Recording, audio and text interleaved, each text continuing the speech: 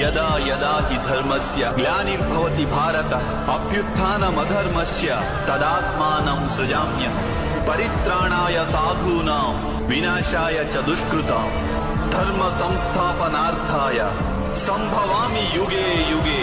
ఎప్పుడెప్పుడు ధర్మానికి హాని జరుగుతుందో, ఎప్పుడెప్పుడు అధర్మం వృద్ధి చెందుతుందో అప్పుడప్పుడు సత్పురుషులను ఉద్ధరించేందుకు, అధర్మపరుల వినాశనానికి, ధర్మాన్ని పునఃస్థాపించేందుకై నేను జన్మిస్తుంటాను.